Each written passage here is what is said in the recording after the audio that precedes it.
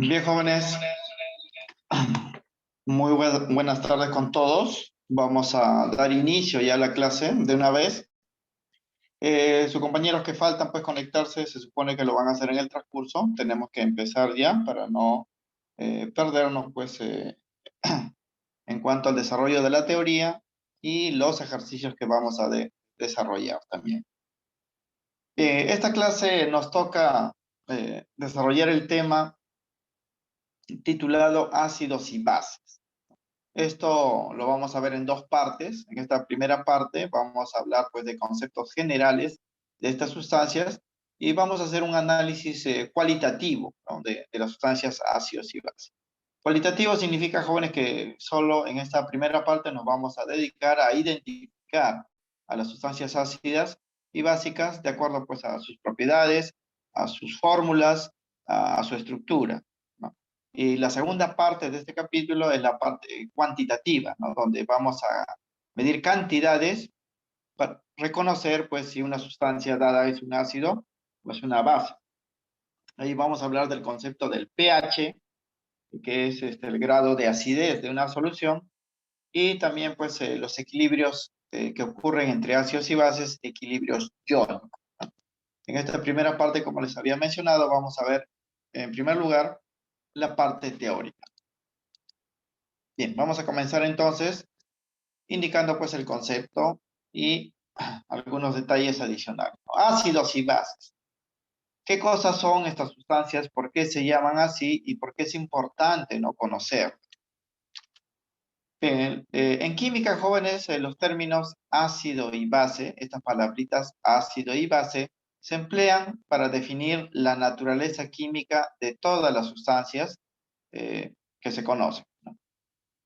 Quiere decir de los millones de compuestos, elementos que conocemos dentro de la química, vamos a clasificarlos en dos grandes grupos, ¿no? El grupo de los ácidos y el grupo de las bases. Eso de acuerdo a sus propiedades. Cuando hablamos de propiedades, estamos hablando pues de su naturaleza, propiedades químicas, fundamentalmente. Entonces, se utilizan estos conceptos para poder pues diferenciar, ¿no?, una sustancia de otra y para que su estudio, ¿no?, sea también más sencillo, ¿no? Más sencillo, y la predicción de sus propiedades también pues sean más fáciles, ¿no?, de conocer.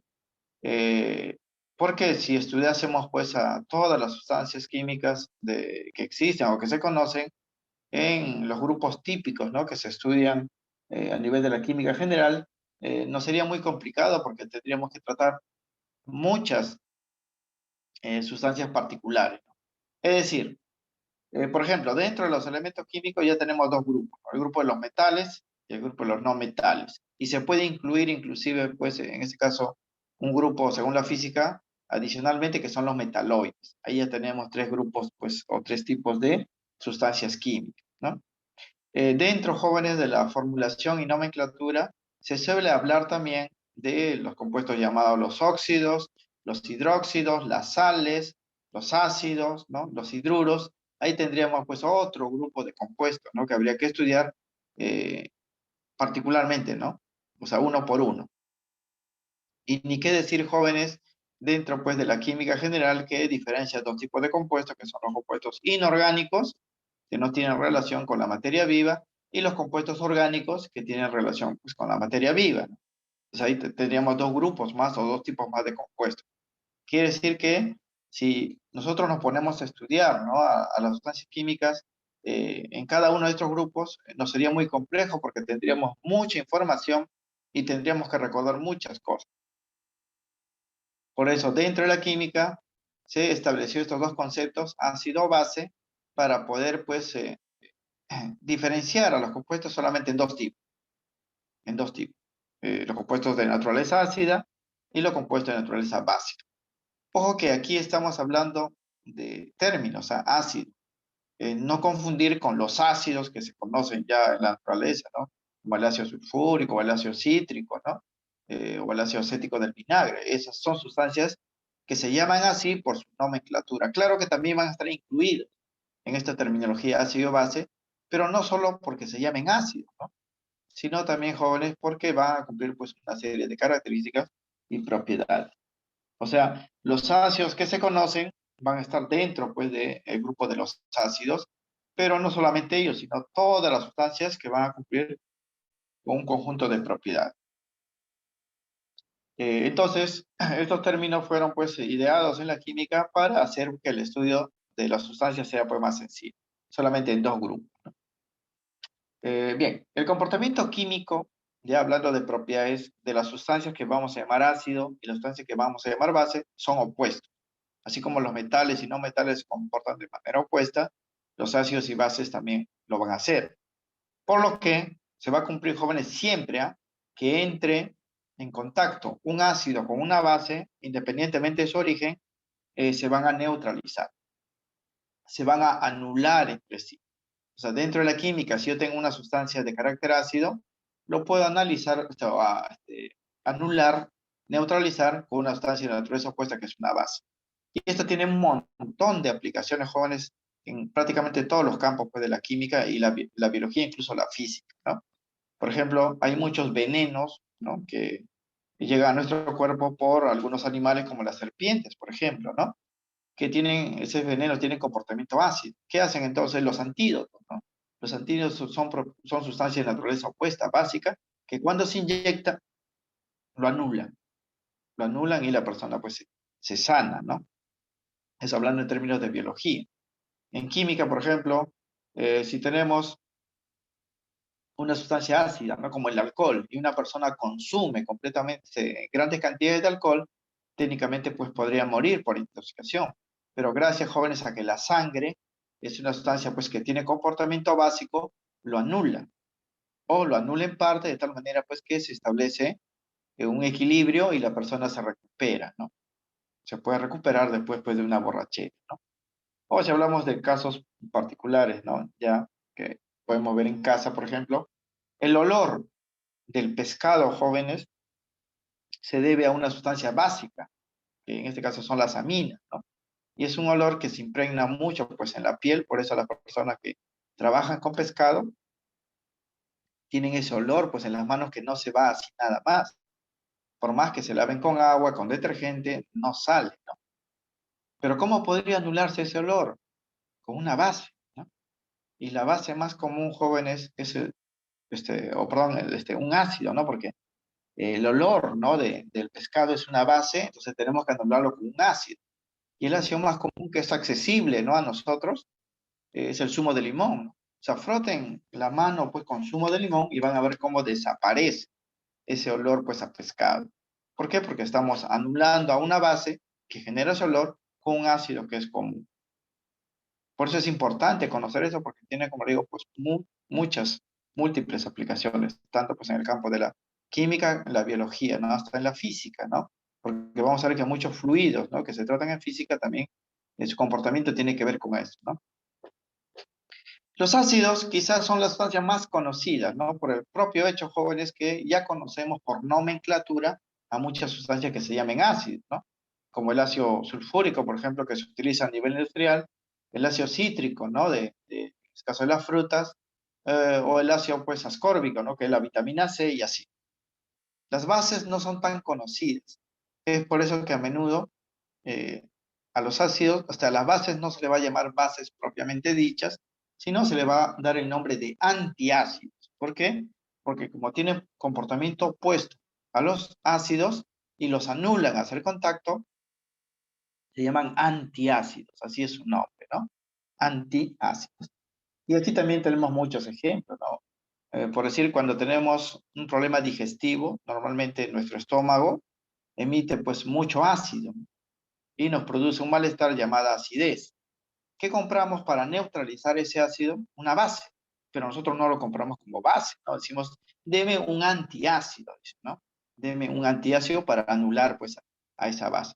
Y los antiácidos más comunes son, pues, la sal de Andrews, por ejemplo, ¿no? O puede ser también el sulfato bismuto, que se vende como bismutol, o la leche magnesia, ¿no? O la milanta, ¿no?, que es el hidróxido de magnesio. Conociendo eso, uno puede, pues, eh, por decir, salvarse de muchas situaciones, ¿no? Por ejemplo, cuando una persona no se asea bien y está en el calor, la transpiración, ¿no? Sobre todo, pues, de las axilas, produce, como ustedes saben, pues, un olor característico, ¿no? Esto se debe también a las bases. Entonces, uno compra, pues, una cremita, ¿no? Que venden en sachets o si no, también lo venden algunos chisquetes o botellas, ¿no? Que vienen a ser, pues, los antiodoríferos, ¿no? O sea, para quitar, pues, esos olores, ¿no? Eh, esos olores. Entonces, ahí también está aplicando, pues, el comportamiento ácido-base. Se dice entonces que los ácidos y las bases son antagonistas, o sea, se anulan uno respecto a otro. Y de eso vamos a hablar, pues, en esta clase, ¿no? O sea, vamos a aprender a reconocer qué especies son ácidas, qué especies son básicas. Bien, ácidos y bases comunes y los materiales que le contienen. O sea, como hemos mencionado, casi todas las sustancias jóvenes que nosotros conocemos, ya sean naturales o artificiales, tienen un tipo de comportamiento. O es ácido o es básico.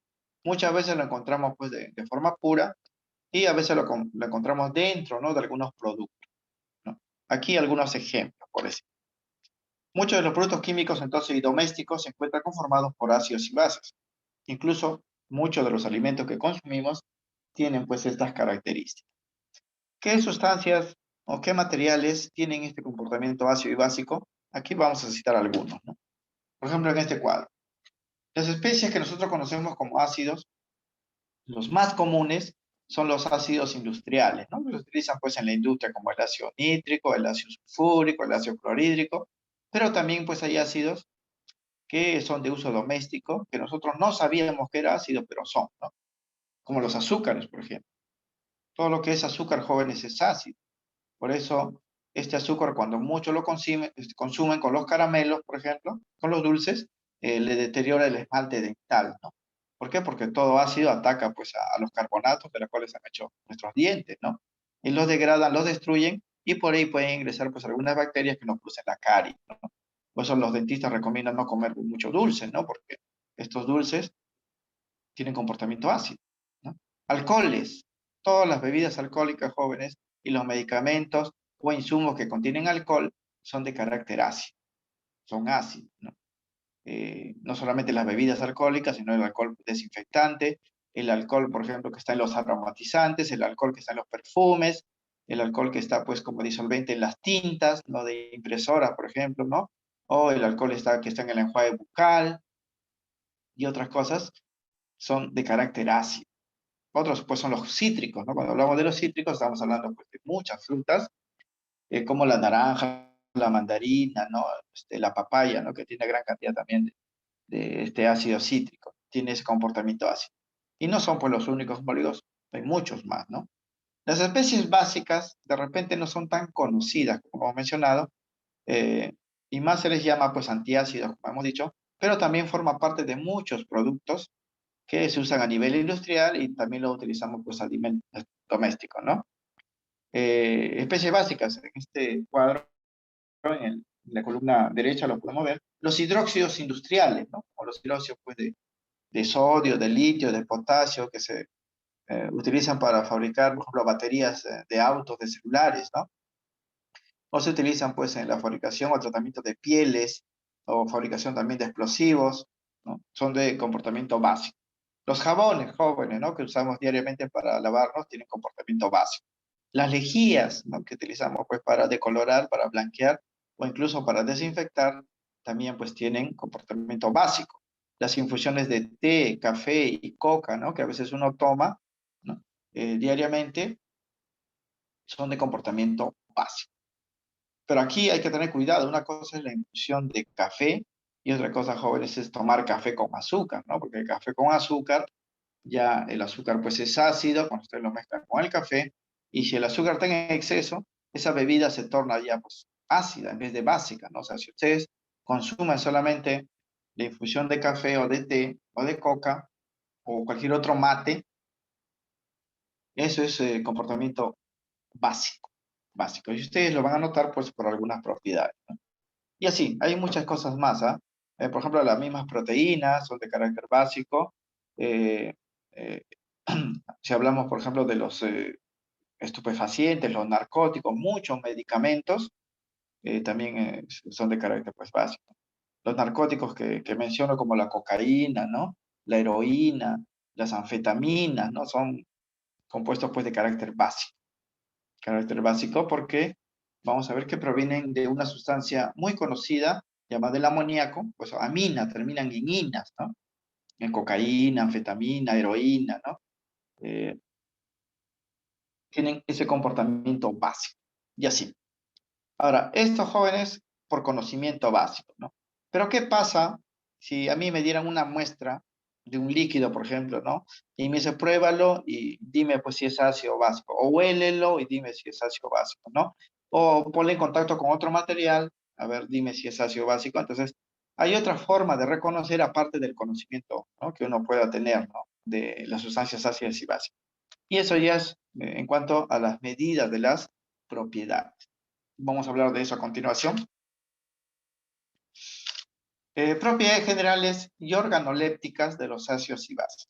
Propiedades generales, jóvenes, porque lo cumplen todas las sustancias en el grupo de los ácidos y en el grupo de las bases, ¿no? Y organolépticas porque muchas de ellas se pueden reconocer con los sentidos, ¿no? Con nuestros sentidos los podemos reconocer. Bien, entonces muchas de las sustancias ácidas y básicas se pueden reconocer con nuestros sentidos, o sea, con el gusto, si es que se puede probar, con el olfato, si es que se puede oler, con el tacto, si es que se puede tocar, aunque no todos pueden ser analizados de esa forma, eso es obvio, jóvenes, a todos los ácidos no se pueden consumir, ¿no? Algunos son corrosivos y tóxicos, ¿no? Ustedes lo consumen en una pequeñita cantidad y se muere.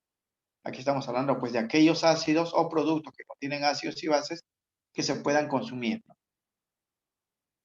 Para aquellos que se puedan reconocer con los sentidos, ¿no? Los otros se reconocen por otras propiedades que vamos a indicar acá. Bien, en este cuadro también se indican las propiedades generales. Por ejemplo, los ácidos. Los que se pueden probar, jóvenes, tienen pues un sabor agrio característico, sabor agrio, como el zumo de limón, por ejemplo, ¿no? Ustedes prueban el zumo de limón y van a notar pues ese sabor agrio. Agrio, jóvenes, ustedes van a poner, una vez que lo consuman, una mueca en su cara particular que es agrio. No es lo mismo que amargo, por si acaso, ¿eh? Amargo es otro tipo de sabor. Amargo es la característica que presentan las bases que se pueden consumir. Si ustedes consumen, por ejemplo, la infusión de té sin azúcar, ¿eh? O sea, disuelven té pues, en el agua caliente y luego lo toman y van a ver que es un sabor amargo, así como el café, ¿no? Ustedes lo toman sin azúcar, es un sabor amargo. O la chicha morada, ¿no? Sin azúcar lo toman, es amargo. Todo lo que es amargo, que se puede consumir, es básico. En cambio, lo que es agrio y a menudo ardiente y quema un poco, es ácido, ¿no? Como el caso, pues, del zumo de limón. Ustedes han comido ají, el ají es ácido porque arde, es ardiente. De repente, alguna vez, en alguna celebración, han bebido un poquito de vino, notan que es ardiente también, ¿no? O la misma gaseosa, jóvenes, ¿ah? Ustedes toman gaseosa y notan, pues, cuando lo toman muy rápido, les quema la garganta, ¿no? Es ácido, agrio, ¿no? Esa es la particularidad de los ácidos, y en cambio de las bases, pues es amargo, amargo. Eso para los que se pueden consumir. Nuevamente, muchachos, no todos los ácidos y bases se pueden consumir, ¿no? Los que se pueden oler para los ácidos tienen, pues, aroma frutal, ¿no? La mayoría, jóvenes, de los perfumes, lociones, contienen, pues, aceites naturales que provienen, pues, de las plantas o las flores o los frutos, y son ácidos, ¿no? Tienen ese olor característico. En cambio, las bases sí huelen feo, tienen olor cáustico, le llaman, olor a lejía, olor a queso malogrado o este, al ajo o al pescado, ¿no? Ese es olor cáustico. Siempre que no noten ese olor, van a notar pues que es básico, como el sudor, ¿no? Cuando uno pues le digo suda y no se ha bañado, no se ha aseado, el sudor pues genera un olor no muy agradable, ¿no? Ese se llama olor cáustico. Y eso es característico de las bases, las bases. Ácidos, los que se pueden tocar, los ácidos que se pueden tocar son aceitosos, ¿no? O sea, son aceitosos, grasosos, ¿no? Ustedes aquí también alguna vez han pelado, ¿no? Una naranja con sus manos y notan, jóvenes, que en las uñas, sobre todo eh, les queda pues una especie de grasa, ¿no? De aceite, aceite, porque los ácidos pues tienen esa cualidad.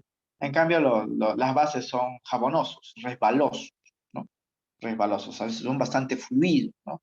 Lo tocan y resbalan, ¿no? Como el mismo jabón, el jabón, pues, y los detergentes son básicos, ¿no? Por eso cuando tocan agua jabonosa es resbaloso, ¿no? Porque esa es característica de las bases. El resbaloso no es lo mismo que aceitoso. El aceite también pues se resbala, pero el aceite es más consistente, es más viscoso, ¿no? Más viscoso. No es pues como el jabón que es resbaloso, ¿no? Para los ácidos que son corrosivos, reaccionan con los metales liberando gas hidrógeno. Eso también lo pueden notar cuando ustedes, por ejemplo, el ácido muriático que se compra pues en las ferreterías, lo utilizan para desinfectar, para hacer limpieza. Van a notar que cuando lo echan al suelo, ¿no? Y empieza pues a salir burbujas, porque atacan a todos los materiales. Como los materiales pues en la Tierra contienen hierro, atacan a los metales y liberan gas hidrógeno, por eso sale burbujita. Y también reaccionan con los carbonatos, que son sales, liberándose gas CO2. Siempre se libera gas.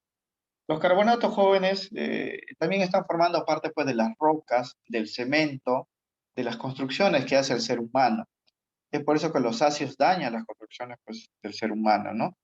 Sabemos en la actualidad que hay un problema de contaminación llamada la contaminación por lluvia ácida, y esa lluvia se deteriora todas las construcciones humanas, ¿no? Las casas, las estructuras metálicas, inclusive pues las estatuas, ¿no? Son corroídas por los ácidos y se disuelven. Esa es una característica de los ácidos. Por eso, a menudo cuando se quiere limpiar un metal, se le agrega ácido, ¿no? Para eliminar pues todas las impurezas y el metal pues queda limpio, ¿no? Sin embargo, al quedarse limpio ya no tiene protección y se puede seguir oxidando y deteriorando. Las bases, por el contrario, reaccionan pues con las proteínas y las desnaturalizan. Desnaturaliza quiere decir, jóvenes, que las degradan, las reducen a sustancias más pequeñas, ¿no? A sustancias más pequeñas. Hay muchas bases, por ejemplo, que por acción del calor, un poquito de calor, reaccionan, ¿no? Eh, Atacan a otras sustancias y los deneutralizan. O sea, les cambian de estructura, los vuelven gelatinosos, ¿no? O los degradan, pues, a sustancias pues, más sencillas, ¿no? Aquí tenemos muchos ejemplos, ¿no? Biológicos de bases que cumplen esta función, como las enzimas. Las enzimas, que tienen naturaleza proteica, se parecen a las proteínas, pero no lo son, tienen esa cualidad, ¿no? De hacer contacto con otra sustancia y los degradan, ¿no? Los desnaturalizan. La saliva, por ejemplo, humana, nosotros tenemos una enzima que es pues la tialina, por ejemplo, ¿no? Que cuando consumimos, por ejemplo, carbohidratos como la papa lo degrada, ¿no? Lo convierte hasta glucosa y se puede asimilar ya como alimento por la sangre. Las enzimas, muchas hormonas, inclusive tienen pues esa cualidad, ¿no? El comportamiento básico. Para los ácidos cambian de color los tintes naturales de un modo característico y las bases también cambian los tintes naturales, pero de otro modo. Por eso a menudo también los ácidos y bases se pueden reconocer por los cambios de color, ¿no? Por ejemplo, ustedes, si alguna vez han tenido pues su infusión de té y le han echado zumo de limón, notan que se aclara, se vuelve más blanquito, ¿no? Cambia de color. O la misma lejía, que es básico cuando se agrega pues a los pigmentos, ¿no? Como la mancha de sangre, ketchup o cualquier otra mancha en la ropa, le cambia de color, ¿no? Lo desnaturaliza y normalmente se vuelve pues sin color. Hay maneras de reconocer, jóvenes, a los ácidos y bases por esos cambios de color. Y vamos a ver nosotros algunos casos, ¿ah? Porque hay ciertas sustancias que cuando se pone en contacto con un ácido toman un color característico y con una base toman otro color característico y se conoce como los indicadores ácido-base, indicadores colorimétricos, que son también una forma, ¿no? De reconocer un ácido y una base. Sí, habíamos mencionado también que los ácidos neutralizan a las bases, los anulan. Y las bases hacen lo propio, ¿no? Neutralizan a los ácidos, también los anulan. Son antagonistas, se llaman eso, ¿no? O sea, antagonistas es cuando uno, pues, es contrario al otro, ¿no? Es así. Bien, estas propiedades, jóvenes, son generales y a menudo, pues, se utilizan como referencia para reconocer a un ácido y una base, ¿no? Pero no son procedimientos exactos, ¿no? Puede haber alguno que se salga, pues, de estas propiedades, ¿no? Porque son generales, o sea, lo cumplen todos, pero con diferentes intensidades, ¿no? Entonces, esto nos va a servir como referencia para poder reconocer algo en particular, y pero no es un absoluto, ¿no? Por ejemplo, si ustedes han probado el vinagre, ¿no? Por el sabor se pueden dar cuenta, pues, que si es ácido o básico, ¿no? Y también por el olor, ¿no? Porque tiene un olor, pues, característico, ¿no? Si lo prueban, van a notar, pues, el sabor agrio del vinagre. Justamente el nombre vinagre viene, pues, de vino agrio, ¿no? Porque se obtiene, pues, de vino, ¿no? Que en teoría es dulce, ¿no? Se agría porque se convierte el alcohol que está en el vino en el ácido acético, y es por eso que cuando se consume es de naturaleza agria, por lo tanto decimos que es un ácido. El mismo yogur, ¿no? El yogur, cuando uno, pues, lo prueba, tiene sabor ácido, ¿no? Característico agrio, es así. Bien, para la identificación de los ácidos y bases por los colores, ¿no? Esta quinta propiedad que hemos mostrado acá, se emplean los indicadores colorimétricos ácidos y bases, ¿no? Eso es una forma también más precisa de reconocer un ácido y una base. Los más comunes son dos. Son la fenolftaleína, que es un líquido, jóvenes, incoloro, que cuando se le agrega, pues, a un ácido permanece incoloro, pero cuando se le agrega una base toma un color que se llama rojo grosella o fucsia, ¿no? Como pueden ver acá en las letras, ¿no? Es rojo grosella, ¿ya? En medio básico. Claro, en realidad puede tomar diferentes colores, ¿no? Pero los colores más característicos son en medio ácido, permanece incoloro, ¿no? Y en medio básico toma el color, pues, rojo grosella. Otro indicador común es el papel de tornasol. Es una tirita de papel, jóvenes, que incluso lo pueden comprar en algunas boticas, que cuando se le impregna, ¿no? Con la muestra que ustedes quieren analizar, toma el color rojo en medio ácido y el color azul en medio básico. Rojo en medio ácido y azul en medio básico. Esos son sus colores característicos. También puede tomar otros colores, ¿no? El reconocimiento es, con certeza, rojo en medio ácido y azul en medio básico. Son tiras, jóvenes, de papel, normalmente de color naranja, lo ven, ¿no? O sea, color anaranjado, que cuando lo meten dentro de una muestra ácida o lo ponen en contacto, se pone, pues, de color rojo o azul. Por ejemplo, si ustedes esta tira de papel lo ponen en una muestra, ¿no? de zumo de limón, se va a volver rojo, ¿no? O si lo ponen encima, ¿no? De un jabón mojadito, se va a poner color azul porque el jabón es básico. Exacto. Aquí algunas imágenes, miren, cómo se emplean estos indicadores. Muestras reconocidas mediante la fenolftaleína. Fíjense acá. Esto está en inglés, pero para ustedes, pues, no hay problema, ¿no? La fenolftaleína es esto. Acá se ha puesto de color azul, pero en realidad, pues, es incoloro, ¿no? Aquí dice colorless, o sea, incoloro, ¿no? En español. Entonces, cuando se agrega, jóvenes, los colores que puede tomar son los siguientes, ¿no? El naranja, el incoloro y el pink, ¿no? Que es rosado o rojo grosella, ¿no? Entonces, descartando este primer color que no es común, porque normalmente las muestras que se van a analizar tienen, pues, una medida de pH, eso lo vamos a ver en la próxima clase, que es mayor normalmente de 4, ¿no? Entonces lo vamos a ver simplemente incoloro o de color rosado, ¿no? Incoloro, jóvenes, es en medio ácido, ¿no? O sea, esto, miren, nota acá es azul y abajo también es azul, o sea, no cambia el color. Pero cuando el medio es básico, este azul se convierte, pues, en este caso, rosado, ¿no? Aunque nuevamente le he dicho, jóvenes, que esto en realidad no es azul, la imagen lo muestra como azul para ponerlo, pues, como el agua. El agua siempre se dibuja de azul, pero no es azul, ¿no? El agua es incoloro, ¿no? Entonces acá también es incoloro. Entonces la teoría dice, pues, que cuando este indicador fenolftaleína se agrega a una solución ácida, permanece incoloro porque la fenolftaleína también es incoloro.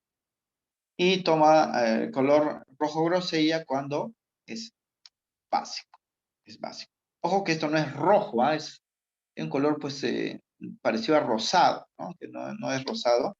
En las impresoras, por ejemplo, este color se nombra como magenta, no es rojo. En química lo llaman el rojo grosella o fucsia, ¿no? Como le y así se reconoce con la fenolftaleína. El otro indicador es el papel de tornasol, ¿no? Y aquí, por ejemplo, tenemos una fotografía. Miren acá abajito. Estas son las tiras de papel. Son de color naranja. O sea, la tira es de color naranja. Y cuando se le sumergen diferentes muestras, va a tomar pues un color que acá viene estampado, ¿no? En su tapa, en su pasta, colores, pues, de acuerdo si la muestra es ácida o básica. Pero lo más característico es cuando toma el color rojo, esto de acá, que viene a ser pues una solución ácida. Y toma el color azul cuando es una solución básica, ¿no? O sea, rojo y azul también puede permanecer incoloro y tomar verde inclusive, pero lo más común es rojo y azul. Rojo para el medio ácido y azul para el medio básico. Y este es a veces el papel, indicador más conocido, jóvenes, que incluso que la fenolftaleína, ¿no? Y es por eso que muchos productos industriales, domésticos, adoptan ese color como referencia. Ustedes habrán visto que muchos productos, eh, sus envases son de color rojo o azul, ¿no? Por su naturaleza. Rojo, por ejemplo, como los aromatizantes, que son ácidos. Azul, como la lejía. Por ejemplo, la lejía siempre viene en potes azules, ¿no? Que es básico. Eso como referencia, ¿no? Y si no es ese color, se indica, ¿no? Ahí en la etiqueta siempre va a haber un colorcito que indique pues, si la muestra es ácida o básica. Ahora, la fenolftaleína y el papel de tornasol no son los únicos indicadores, hay muchos más, ¿no? Por ejemplo, aquí hay una lista, ¿no? Que se puede utilizar. En laboratorio se utilizan muchos indicadores dependiendo qué tipo de análisis se quiere hacer, ¿no? Acá están los nombres, en este cuadro, en el lado izquierdo, así se llama: rojo Congo, azul de bromofenol, naranja de metilo, verde de bromocresol, rojo de metilo, azul de bromotimol, rojo fenol, rojo cresol, azul de timol, fenolftaleína, aquí también está la fenolftaleína, el amarillo de la salina, y hay muchos más. Y estos son los colores pues que toma, dependiendo del medio. Por ejemplo, con el rojo Congo, medio ácido es de color azul celeste, ¿no? Y el medio básico es de color rojo.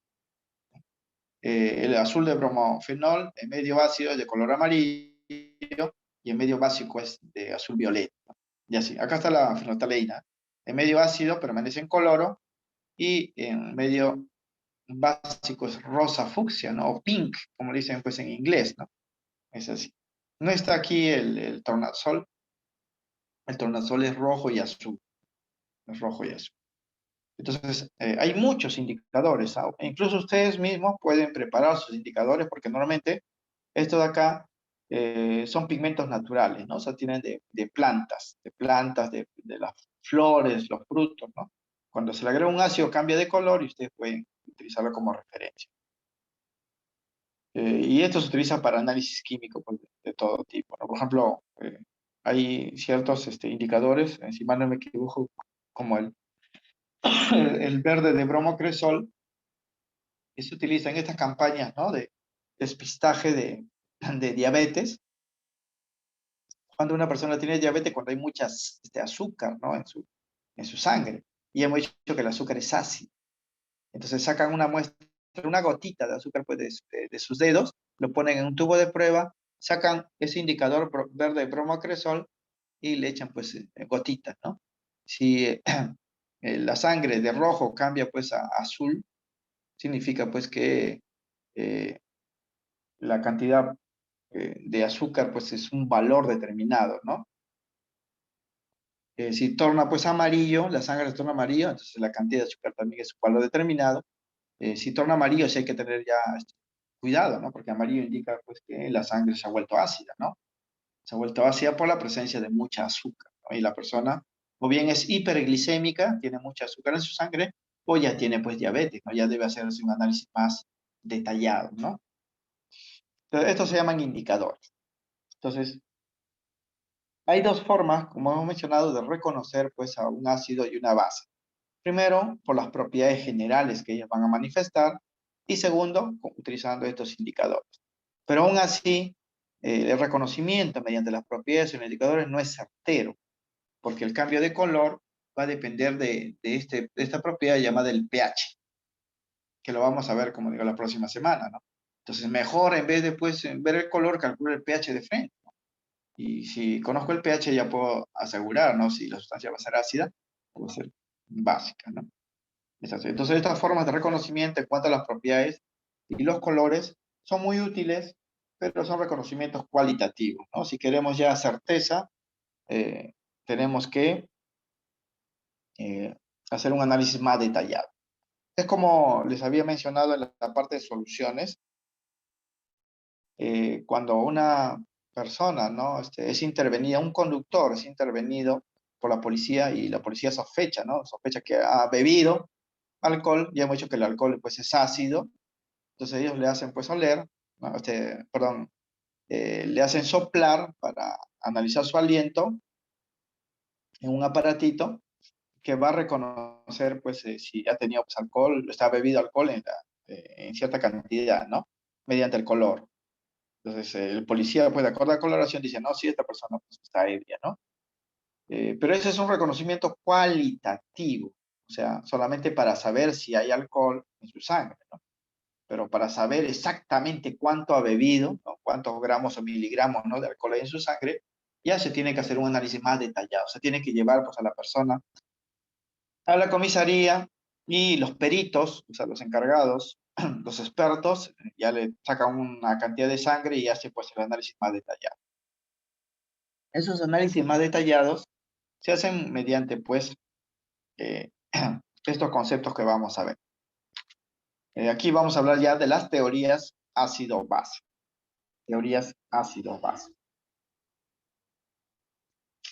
Bien, para identificar entonces, muchachos, ya de forma precisa, ¿no? A los ácidos y bases, no solamente para saber si la especie que estoy analizando es ácido o base, sino también pues cuán ácido o cuán base es, cuán básico es, se emplean las denominadas teorías ácido-base, las cuales desarrollan jóvenes análisis cualitativo y cuantitativo de dicha sustancia por medio de reacciones químicas, ¿no? O sea, aquí ya vamos a llevar a cabo reacciones químicas para asegurar, ¿no? Que lo que estamos analizando no solamente es ácido, sino pues en qué proporción es ácido, en qué proporción se encuentra, ¿no? En la muestra analizada. Para ello, vamos a tener tres teorías, ácidos y bases. Vamos a explicarlas en función a su antigüedad y a su aplicación también. La primera de ellas se conoce como la teoría de Arrhenius, teoría ácido-base de Arrhenius. Esta teoría fue desarrollada por el químico Svante Arrhenius, un químico escocés. Es la teoría más antigua que se conoce, ¿no? Para el reconocimiento de ácidos y bases, con lo que presenta muchas limitaciones. O sea, esta teoría no se puede aplicar al 100% porque en el tiempo que se desarrolló no se conocía pues la cantidad enorme de compuestos que se conoce hoy. Tiene varias limitaciones. El principal de ellos es que para yo saber si la sustancia que estoy analizando es un ácido o una base, debo disolverlo en agua. O sea, debo llevarlo al medio acuoso, ¿sí? Y averiguar qué tipo de iones genera cuando se disuelve en el agua. El reconocimiento es por el tipo de ion que genera pues esta sustancia que voy a analizar dentro del agua. Utilizó como solvente pues el agua. Ahora, en el tiempo de Arrhenius, los aparatos para detectar iones no eran tan avanzados como ahora.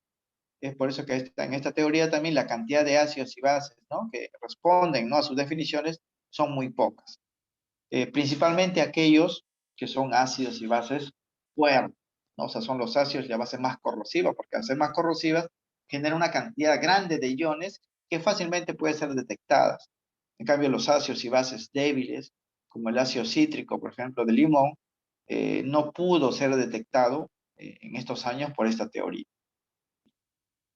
Ahora, la definición ácido-base de Arrhenius se indica pues a continuación. ¿Qué cosa es un ácido para Arrhenius, ¿no? Un ácido, según esta teoría, es aquella sustancia química o sustancias químicas que al disolverse en agua liberan iones hidrógeno. Estos iones de acá, iones hidrógeno.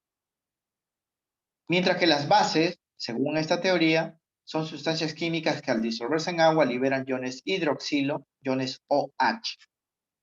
Entonces, ¿qué hizo Arrhenius en ese tiempo? ¿No? Todas las sustancias que él conocía lo disolvió pues en agua. Entonces, diferenció dos tipos de productos, ¿no? Si dentro del agua había la presencia de iones hidrógeno, decía, ya esta sustancia pues es ácida, ¿no? Pero si encontraba dentro del agua iones OH, esta sustancia es una base, es una base. Ahora, si no encontraba ni uno ni el otro, suponía pues que se trataba de otro tipo de sustancia y lo descartaba. No es que esa tercera sustancia no generara pues hidrógeno o iones OH. Sí lo hacía, pero en una cantidad tan pequeña que los métodos de análisis de Arrhenius en ese tiempo no lo detectaban y fue descartado. Es por eso que la teoría de Arrhenius abarca el estudio de un grupo limitado de ácidos y bases, pero sentó la base para el estudio pues de todo esto, ¿no? Bien, los iones indicados en las definiciones se identifican a partir de los indicadores ácido-base, ¿no? O sea, Arrhenius utilizó indicadores, ¿no? Aparte de la reacción química, utilizó indicadores, ¿no? Para cerciorarse realmente, pues, de lo que estaba analizando. Principalmente la fenolftaleína y el tornasol. O también utilizando sistemas de detección de corriente eléctrica como los voltímetros. O sea, no solamente analizaba pues, el color que tomaban estas soluciones con los indicadores que hemos mencionado, sino también medía la conducción eléctrica, ¿no? de las soluciones que había preparado con los ácidos y bases. Estas soluciones son conductoras de la electricidad, son electrolitos y generaban un voltaje cuando se medía por la corriente eléctrica. Ese voltaje antiguamente se llamaba potencial y cuando era pues generado por los iones de hidrógeno le llamaban potencial de hidrógeno o simplemente pH le llamaban, ¿no? Mientras que en las soluciones básicas el potencial o voltaje era generado por los iones OH y se llamaba pOH. Entonces él medía la conducción eléctrica y el cambio de color para cerciorarse. Por otro lado, para reconocer un ácido o base, según esta teoría, solo deben verificarse la presencia de los iones mencionados. O sea que Arrhenius se fijó solamente en el tipo de ion que aparecía.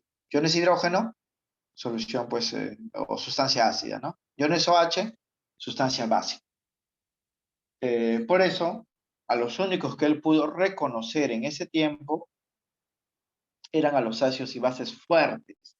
Aquellos ácidos y bases que cuando se disolvían en agua se descomponían al 100% y generaban una cantidad tan grande de iones hidrógeno y iones OH que eran fáciles pues reconocerlos. Se veía con los indicadores, se marcaban con el pH y decía pues con seguridad, ¿no? Este es un ácido y este es una base.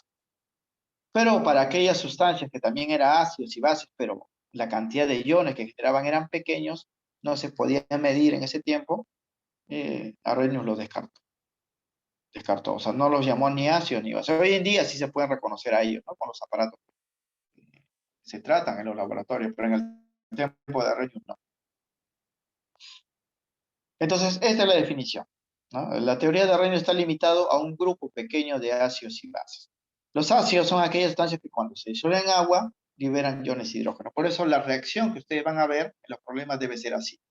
Va a haber una sustancia, cuando disuelven en agua, este AC significa acuoso agua, va a generar iones, pero aparte va a haber el ion hidrógeno.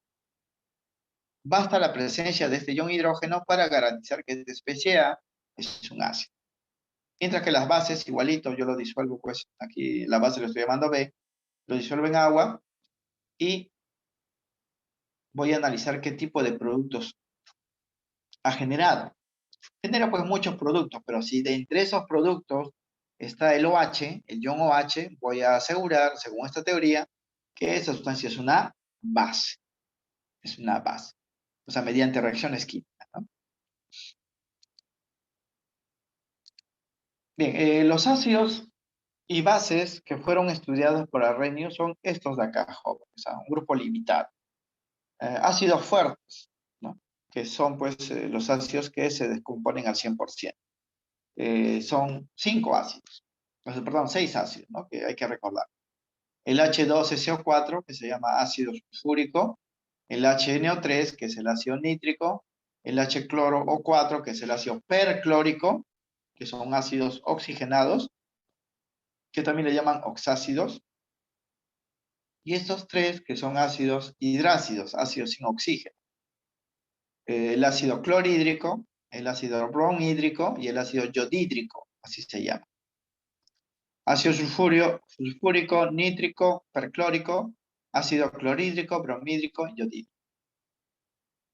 Mientras que las bases, que fueron estudiadas por Arrhenius, también están limitados a 7 sustancias, ¿no? Que son hidróxidos, como hidróxido de los alcalinos, metales alcalinos de tabla periódica, litio, sodio, potasio, rubidio, o de los alcalinos térreos, ¿no? Como el hidróxido de magnesio, hidróxido de calcio, hidróxido pues, de bario. ¿No? Ahora, él observó, Arrhenius, que cuando a los ácidos los disolvía en agua, todos ellos generaban esta reacción.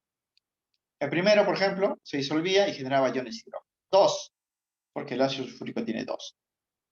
El otro, igualito, no se disolvía en agua y generaba ion hidrógeno, es un ácido. El ácido perclórico, igualito, genera ion hidrógeno, ácido. El ácido clorhídrico, el bromhídrico y el yodhídrico, igualito. Todas estas sustancias, cuando se disolvían en agua, liberaban iones hidrógenos que se podían reconocer con los indicadores o con los pHímetros, digamos, como aparatos para medir pH. No interesaba, jóvenes, el otro tipo de ion que aparecía aquí. Basta que hubiera pues hidrógeno en forma de ion dentro del agua, van a decir ustedes que eso es una sustancia ácida. En el caso de los hidróxidos, ellos liberan iones OH. ¿Por qué? Porque tienen OH en su estructura, ¿no? El litio se separaba así liberando iones OH, hidróxido de litio. Hidróxido de sodio igualito, se separa pues liberando OH, hidróxido de potasio, hidróxido de rubidio. El hidróxido de magnesio, calcio y de bario, como tienen dos OH, liberan pues estequiométricamente dos OH. Pero también hay OH, o sea, siempre que en los productos de la disolución de una sustancia encuentre iones OH, voy a decir que esta sustancia es una base. Es una base. Si hay iones hidrógeno, es un ácido. Eso bajo la teoría de Arrhenius.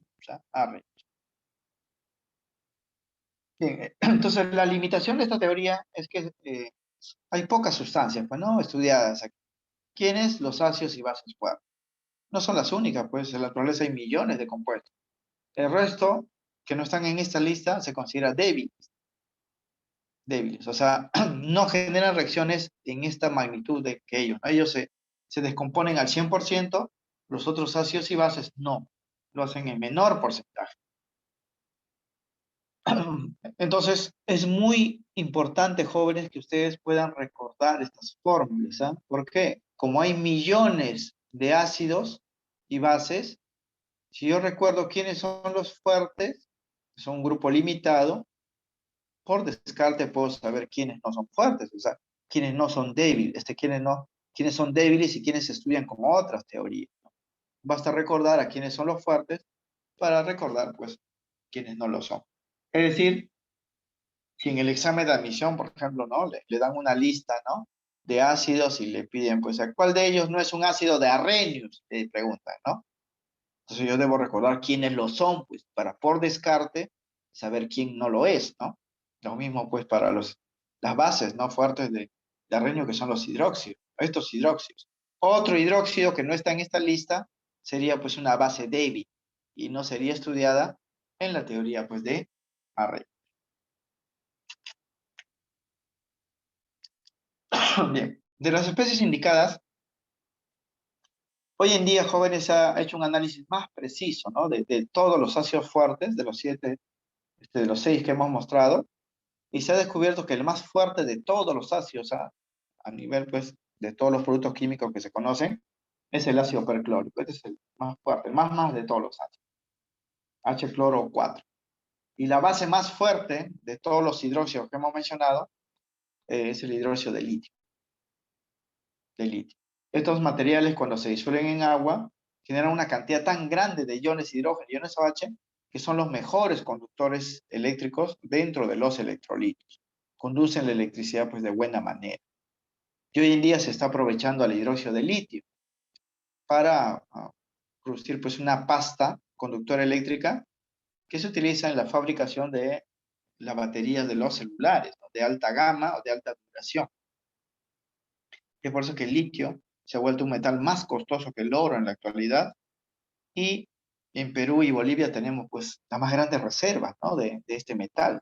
Se ha descubierto en Puno y en todo el altiplano, ¿no? Que pertenece a Perú y a Bolivia, enormes cantidades jóvenes de reservas de litio, con la cual se puede fabricar este hidróxido de litio y producir baterías pues, que podrían abastecer, ¿no? A estas grandes empresas como la iPhone, ¿no? La Samsung, ¿no?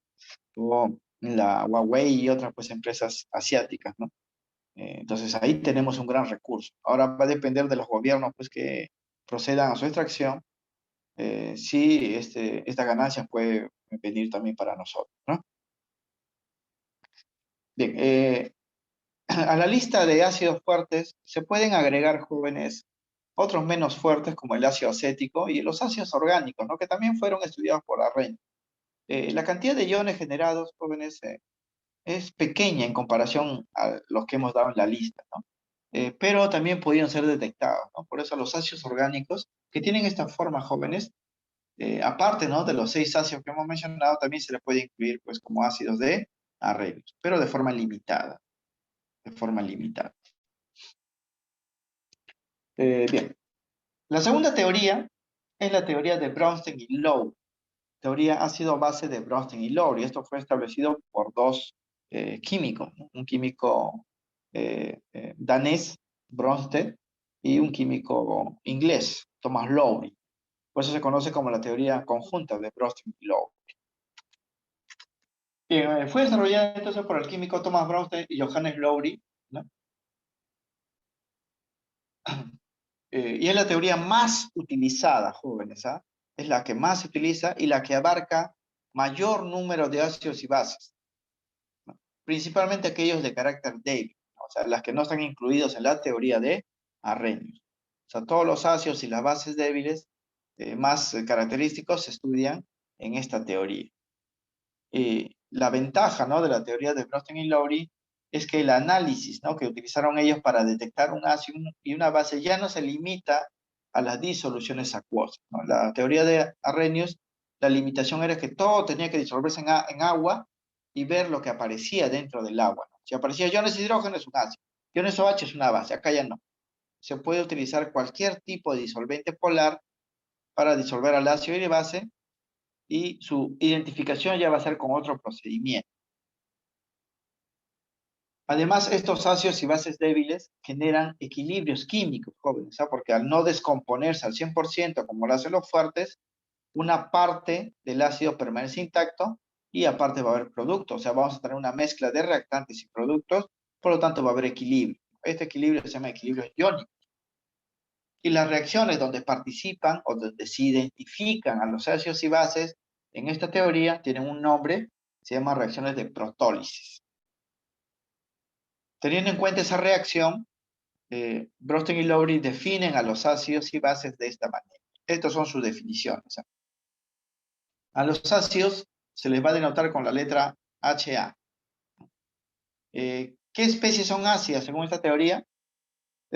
Los ácidos son sustancias químicas neutras o ionizadas, porque también pueden ser iones, que al entrar en contacto con las bases, los ácidos se caracterizan, jóvenes, porque liberan, ceden, donan o pierden su hidrógeno o su protón. Aquí al hidrógeno se le va a llamar el protón. Este es el mismo ion hidrógeno de la teoría de Arrhenius, solo que aquí se le va a llamar el protón. Se dice que un ácido es aquella sustancia neutra o ionizada que cuando hace contacto con una base, este ácido tiende pues a liberar, ceder, donar o perder protón, su hidrógeno, ¿no? El hidrógeno que tiene pues acá. Claro que algunos ácidos pueden tener más de un hidrógeno, ¿no? Pero pierde un protón, un hidrógeno. ¿Y qué cosas son las bases? Las bases se notan con la letra B mayúscula en esta teoría. Según Bronsted y Lowry, las bases son sustancias químicas que también pueden ser neutras o ionizadas, que al entrar en contacto con los ácidos se comportan como aceptores, reciben, ganan el protón. Quiere decir, jóvenes, que si hay una reacción entre un ácido y una base, va a haber la transferencia de un protón. El ácido va a perder el protón y la base va a ganar el protón. porque como está indicado en estas definiciones, el ácido libera, cede, dona o pierde un protón, mientras que la base acepta, recibe o gana el protón. Ese protón obviamente no viene pues del cielo, alguien lo debe estar perdiendo. El que lo pierde es el ácido y el que lo gana es la base. Esa es la manera de identificar a un ácido y a una base en esta teoría. Ya no analizo, jóvenes, qué ion se genera cuando lo disuelven en agua. Aquí ya no. Aquí se hace reaccionar un ácido y una base y se observa, jóvenes, el movimiento del hidrógeno, del protón. Si la sustancia pierde el protón, él es un ácido. Si la sustancia gana el protón, él es una base. Esto quiere decir que para identificar a los ácidos y las bases, necesariamente se las debe hacer reaccionar. O sea, yo debo hacer una reacción entre dos sustancias. Si esta sustancia tiene naturaleza opuesta, va a haber el movimiento del protón. O sea, el protón se va a mover de una especie a otra, ¿no? Porque uno lo va a perder y el otro lo va a ganar. Y cuando hablamos del protón, estamos hablando del hidrógeno, ¿no? Por si acaso, del hidrógeno. Esa reacción donde se produce esa transferencia del hidrógeno, transferencia del protón, se conoce como protólisis que hemos mencionado. La especie que pierde el protón va a ser el ácido y la especie que gana el protón va a ser la base. La ecuación química que le van a dar para reconocer, porque aquí le van a dar una ecuación química, va a tener esta forma, de acuerdo con la teoría de Bronsted-Lowry. Esta es una reacción de protólisis. Acá está el ácido, HA, y acá está la base, B. Estas dos flechas indican que aquí va a haber un equilibrio, así como el equilibrio químico que hemos visto, ¿no? Solo que este es un equilibrio iónico porque va a haber especies ionizadas. Para saber quién es el ácido, quién es la base, debemos analizar los productos de la reacción. Por ejemplo, yo veo a la primera sustancia HA y luego veo su producto y ya no tiene pues el hidrógeno. O sea, lo ha perdido, ¿no? Y el que pierde pues el hidrógeno, el protón, es el ácido. Mientras que analizo al otro reactante B y en su producto veo que está unido a un hidrógeno. Significa que ha recibido el hidrógeno que el otro lo ha perdido, ¿no? Ha ganado un hidrógeno, ha ganado un protón y viene a ser la base. Entonces, cuando en un problema me den una ecuación de este tipo, yo debo analizar en qué sentido se ha movido pues el hidrógeno. El hidrógeno, miren, del A ha pasado al B, por eso en los productos queda así. Entonces, este es el sentido del movimiento del hidrógeno o del protón.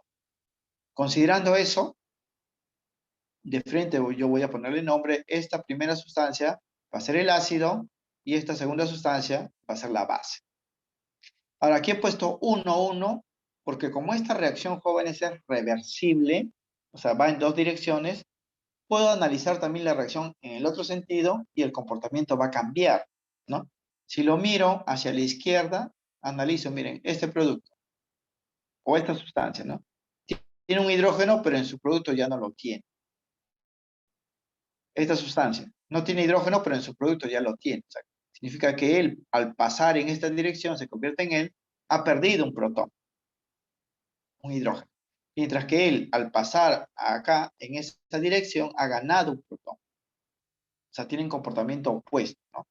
Si él, miren, tiene un hidrógeno y luego ya no lo tiene, lo ha cedido, significa que esta sustancia es un ácido. Si él, fíjense, no tiene hidrógenos, pero en su producto ha ganado uno, es una base. Significa que si yo conozco, jóvenes, las sustancias iniciales, puedo saber los productos también, porque los productos van a tener comportamiento químico ácido-base. Se va a cumplir que si la sustancia inicial es un ácido, su producto va a ser una base. Si la sustancia inicial es una base, su producto va a ser un ácido. Y eso se puede demostrar viendo pues la reacción en el otro sentido, como hemos visto, ¿no? Si vemos en la dirección derecha, vemos pues que el protón se mueve en esta dirección, ¿no? Por eso así lo vemos en los productos, ¿no? Ahora, pues si vemos la reacción en el otro sentido, vamos a ver que el protón se mueve en la otra, perdón, en la otra dirección. De B pasa a A, así se ven los productos. Es por eso que B cede el protón, L es el ácido, A recibe el protón, A-1 recibe el protón en la base. Entonces, en las reacciones de protólisis va a haber 4 especies, 2 ácidos, 2 bases. Los ácidos y base inicial, 1, 1, y los ácidos y base final. Los productos finales, jóvenes, reciben el nombre de conjugados. Lo llaman así porque tienen naturaleza opuesta a las sustancias iniciales. Aquí, por ejemplo, ¿no? Si esta sustancia inicial es el ácido, su producto, pues, es una base. Si esta sustancia inicial B es una base, su producto es un ácido. Quiere decir que para los problemas basta reconocer al ácido y base 1, porque el ácido y la base 2 van a ser opuestos a esos iniciales. Si ese quién es ácido, entonces su producto, que es el de acá, es una base. Si ese que es base, su producto es un ácido. Por si acaso, en la reacción de protólisis hay 4 sustancias. ¿Ah? Ejemplos, miren, ¿ah? Esta reacción de acá, fíjense. Voy a reconocer solamente estos dos primeros, ¿ah? Porque el resto serían opuestos. A ver, yo analizo, miren a él, tiene un hidrógeno, pero en su producto ya no lo tiene. Significa que lo ha perdido, ¿no? Y si lo ha perdido, es un ácido. En cambio, a la otra sustancia, miren que tiene 3 hidrógenos, pero en su producto tiene ahora 4. Lo ha ganado. O sea, el protón se ha movido en esta dirección, de aquí a aquí, ¿no? Ha pasado tal como volvemos a su producto, ¿no? Entonces, si se ha movido en esta dirección, significa que el que está perdiendo es el ácido, el que está ganando es la base. Y los productos son sus conjugados, sus opuestos. Significa que si él es ácido, él va a ser, pues, porque tiene azufre, es su producto. Él viene a ser, pues, una base, ¿no? En cambio, esto acá, si es la base, su producto, que también tiene P, fósforo, viene a ser un ácido. Así va a ser. O sea, basta reconocer a los dos primeros y los opuestos son sus conjugados. El conjugado, jóvenes, es el producto específico de un reactante. ¿Por qué? ¿Por qué lo compara con él? Porque pues tiene fósforo, ¿no? Si no, no sería su producto, ¿no? ¿Por qué comparo él con él? Porque tiene pues azufre. Lo mismo acá, él lo comparo con él, pues son opuestos sus conjugados, ¿no? Él lo comparo con él, son opuestos. Aquí también, ¿no? Ácido, base. Base, base. Ahora, no siempre, muchachos, el movimiento del hidrógeno va a ser pues hacia la derecha, por si acaso, como en este ejemplo, miren. También es una reacción de protólisis. Ahí está participando el agua, inclusive. Miren acá. Este compuesto inicial tiene acá 7 hidrógenos en total. 7 hidrógenos. Ahora analizo su producto, que es esto acá. Miren, tiene 8. Significa que ha ganado. Ha recibido un protón. Y el que recibe, el que gana, es la base. En cambio, el agua, miren, aquí tiene 2 hidrógenos, pero en su producto, que es esto acá, solamente tiene 1. Ha cedido, ha perdido. Y el que pierde es un ácido. Quiere decir que en esta reacción, el protón se movió en esta dirección. Un hidrógeno de acá pasó acá, por eso aquí es NH3, ¿no? Y al pasar de acá a acá, él se queda pues, como H nada más, con un solo hidrógeno, ¿no? El hidrógeno se movió así. Significa, jóvenes, que esta es la base. ¿Por qué? Porque el que recibe es la base. El que dona es el ácido. Y los productos son conjugados. Quiere decir que si esto es una base, este producto que está acá será un ácido, ¿no? Si este es un ácido, este producto que está acá es una base. Son sus conjugados, ¿no? Quedaría así. Este es el ácido, esta es la base. Esta es la base, este sería pues ácido. Ácido. Aquí he puesto, jóvenes, los ácidos de color rojo, ¿no? Y la base de color azul, por los colores que hemos mencionado del tornasol, ¿no? Pero en realidad, para diferenciarlos, los ácido y base inicial, ¿no? Y los finales se llaman siempre conjugados. Por eso, basta, jóvenes, reconocer al ácido y base inicial porque sus productos van a ser opuestos, ¿ah? Y eso se indica pues en esta parte. Veamos un ejemplo más. Aquí, fíjense, analizamos esta primera sustancia. Tiene un hidrógeno, pero su producto ya no lo tiene, ¿no? Él tiene, jóvenes, un hidrógeno y su producto ya tiene 2. O sea que el protón se ha movido en esta dirección, ¿no? En esta dirección. Entonces, si él ha cedido, él es el ácido, si él ha recibido, es la base, ¿no? Entonces decimos, él es el ácido y esta es la base. Y sus productos son los conjugados, ¿no? Si él es ácido, porque tiene bromo, este producto del bromo sería pues una base, ¿no? Si este compuesto del selenio es una base, su producto que también tiene selenio sería pues un ácido. Así reconocemos a los conjugados. En estas reacciones de protólisis, se observa, jóvenes, que los productos de la reacción tienen propiedades opuestas a las sustancias que le dieron origen. No, no olvidarse eso, ¿ah? Si tenemos un ácido inicial, su producto es una base. Si tenemos una base inicial, su producto es un ácido. Por lo que esos productos siempre se llaman los conjugados. Conjugados u opuestos, ¿no? Opuestos. En los problemas le van a dar reacciones así y le van a pedir identificar, ¿no? ¿Quiénes son los ácidos? Va a haber siempre 2, ¿no? Un ácido inicial y un ácido conjugado. ¿Quiénes son las bases? Va a haber 2 también. Una base inicial y una base conjugada, ¿no? Primero hay que reconocer a todos y luego hay que dar pues la respuesta, ¿no? Pero para reconocer pues a los últimos solamente hay que reconocer a los primeros, ¿no? Bien. Pares conjugados ácido-base o base-ácido. Esto también le piden jóvenes en los ejercicios, ¿ah? Son las asociaciones de los reactantes y sus respectivos productos de una reacción de protólisis, donde cada pareja de sustancia poseen propiedades opuestas y sus fórmulas difieren en un hidrógeno, ¿no? Para la reacción anterior que hemos puesto, por ejemplo, estos son los pares conjugados. Este es un par conjugado. ¿Por qué? Porque miren, es reactante y su producto.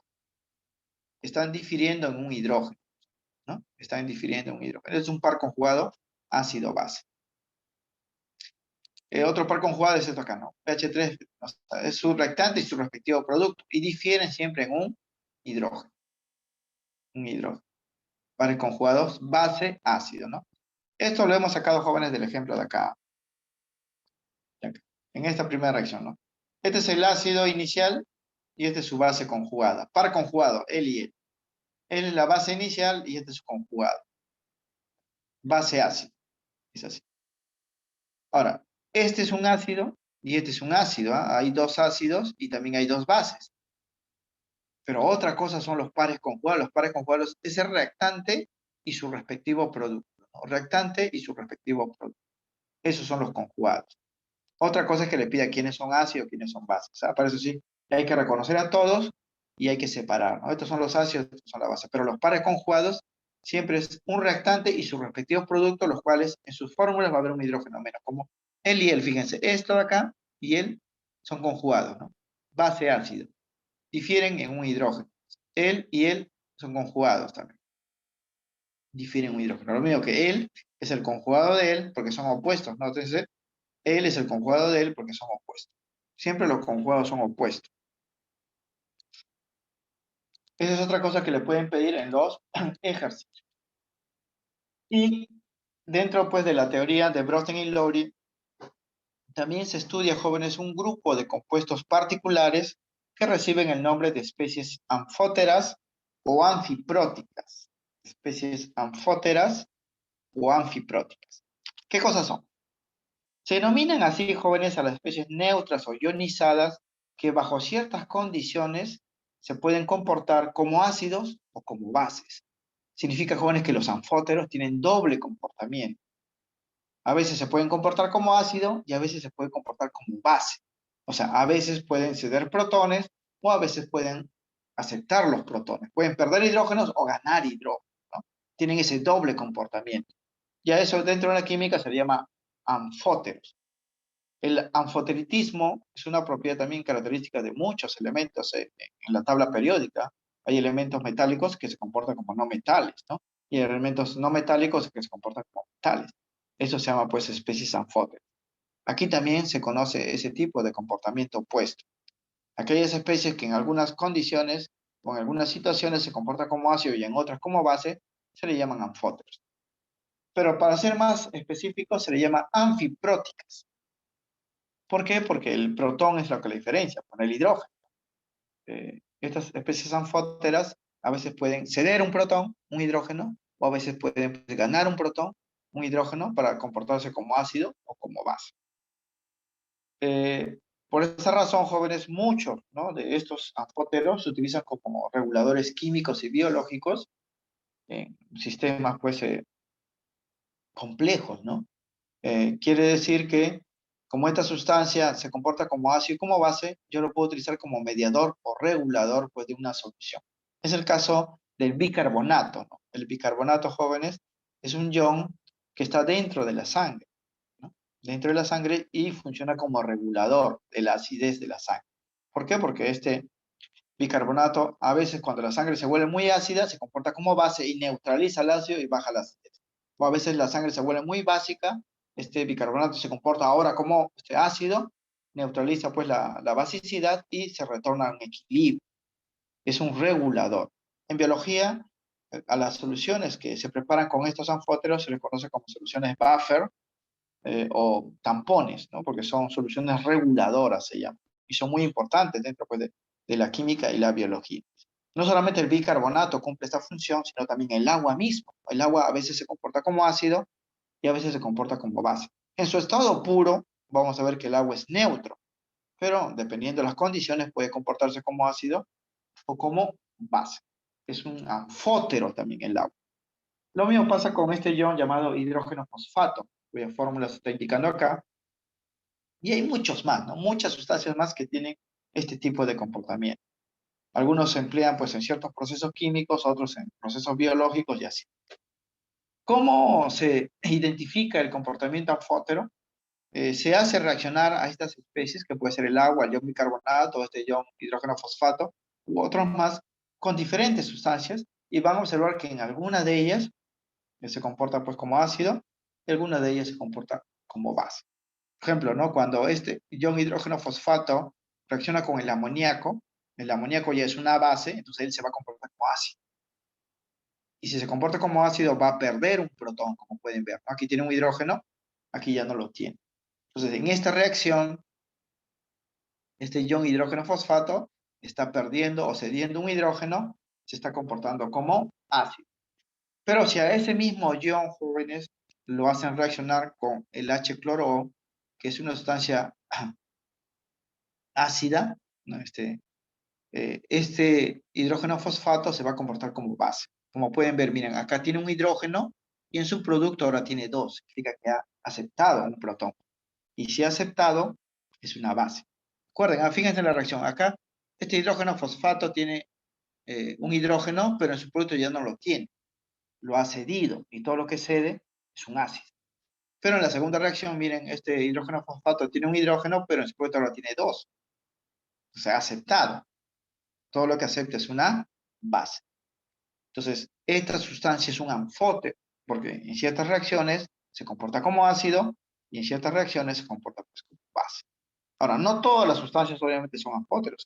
Hay varios, algunos sí se comportan solamente como ácidos o solamente como base, pero los que tienen ese doble comportamiento tienen este nombre, ¿no? Se llaman especies anfóteras o anfipróticas. Lo mismo pasa con el agua, con el bicarbonato y con otras especies más, como este HS-1 también es un anfótero, que se le conoce como el ion bisulfuro, o este pH3 que es la fosfamina también tiene comportamiento anfótero.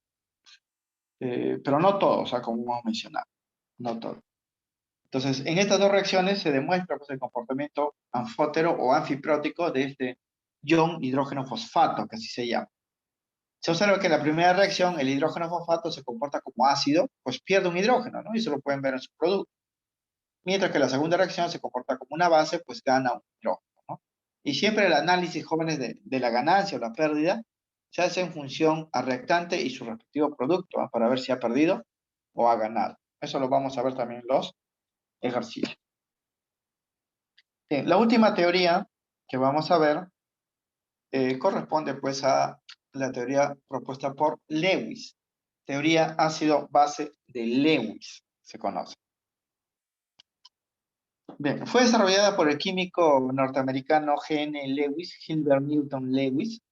Esta es la teoría más completa, jóvenes, que se conoce, y sus definiciones abarcan prácticamente a la totalidad de las especies químicas conocidas, ¿no? O sea, aplicando la teoría de Lewis, ya cualquier sustancia lo podemos catalogar como ácido o como base. Ya no hay, hasta cierta forma, pues limitaciones, ¿no?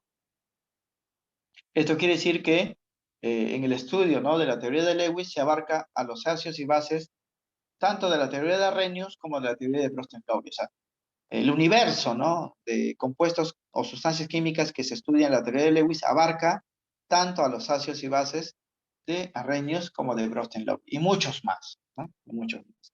Pues no se limita al empleo de disolventes, aquí ya nada tiene que ver con el disolvente, ni se analiza, jóvenes, un tipo de ion en particular, si hay ion hidrógeno, si hay ion OH, o si el protón pues se cedió o se ganó, aquí ya no, ¿no?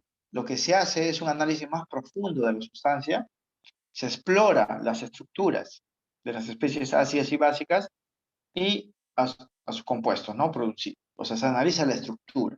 Básicamente lo que se analiza acá son los enlaces químicos que se van a generar cuando reaccionan dos sustancias, ¿no? Y de acuerdo pues a a cómo se ha generado el producto, con qué estructura posea, se va a clasificar como ácido, como base. Pues esta teoría también, aparte de ser la más completa, es la más compleja, ¿no? Compleja porque no solamente debo pues ver la fórmula de estancia, sino analizar sus estructuras de Lewis, ¿no? Estructuras Lewis que hemos visto en el capítulo de enlace químico.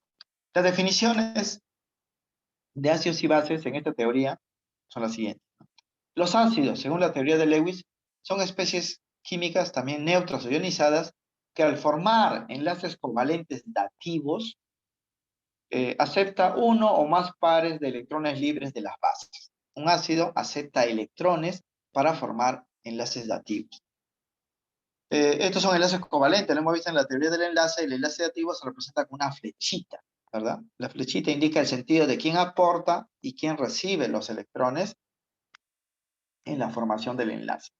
Recuerden que el enlace covalente era el enlace pues, que se producía cuando los átomos compartían electrones. Normalmente se da esto entre no metales, se comparten electrones. Pero para que se compartan electrones, los átomos que se van a enlazar deberían aportar electrones, ¿no? Y formar parejitas de electrones para producir enlaces simples, dobles o triples, ¿no? Ambos aportaban. Ese enlace, cuando ambos aportaban, recibía el nombre de enlace normal, enlace covalente normal. Pero en algunas situaciones, solo uno de los átomos era el que aportaba los electrones, solo uno aportaba los electrones, mientras que el otro lo recibía, ¿no? Pero al final se compartía por ambos. Cuando ocurría ese tipo de enlace, cuando solamente uno aporta y el otro recibe, el enlace se llamaba enlace covalente dativo o coordinado y se representaba con una flechita, ya no era una línea simple, sino una flechita. La flechita habíamos mencionado que solamente tenía significado pues, matemático, ¿no? Para indicarme quién era el que daba y quién recibía, ¿no? En la realidad pues no existe esa flecha, ¿no? Se representa solamente como una línea, pero la flecha solamente para indicar la dirección. Acá también vamos a hacer lo mismo, ¿no? Vamos a hacer la estructura de un compuesto que se produjo a partir de la reacción de dos sustancias y vamos a analizar los enlaces activos. La teoría de Lewis dice, pues, la especie que está recibiendo los electrones, o sea, la que tiene la punta de la flecha hacia él, es el ácido. Mientras, pues, que la especie que va a ser el que va a donar los electrones, va a estar, pues, en la base de la flecha, ¿no? Va a ser la especie básica, es la base, ¿no? ¿Qué cosa es una base en la teoría de Lewis? Son especies pues, químicas neutralionizadas que al formar enlace covalente activo donan uno o más pares de electrones libres a los ácidos. Entonces, noten la diferencia. En la teoría de Bronsted y Lowry, el ácido cedía el hidrógeno, el protón, y la base aceptaba el protón. Pero aquí no hablamos de protones, hablamos de electrones, ¿no? Formación de enlaces. El ácido va a recibir electrones cuando se forman enlaces dativos y la base va a ceder electrones cuando se forma pues, el enlace dativo. Es por eso que aquí la identificación del ácido y la base es más compleja porque hay que desarrollar una estructura. Por eso a nivel de examen de admisión, lo que más le pueden preguntar solamente son estas definiciones. Pero ya ver estructuras y todo lo demás, eso no ha venido hasta el momento porque no es pues sencillo. Aunque nosotros vamos a colocar aquí algunos ejemplos. Al igual entonces que la teoría de Bronsted y Lowry, la identificación de las especies ácidas y básicas se desarrolla por interacción entre ellas. O sea, yo debo realizar una reacción entre un ácido y una base. Ver qué se ha formado y analizar la estructura, ¿no?, de ese compuesto formado para ver pues los enlaces dativos. Analizando el enlace dativo, el que se dio los electrones es la base, el que recibió los electrones es el ácido, ¿no?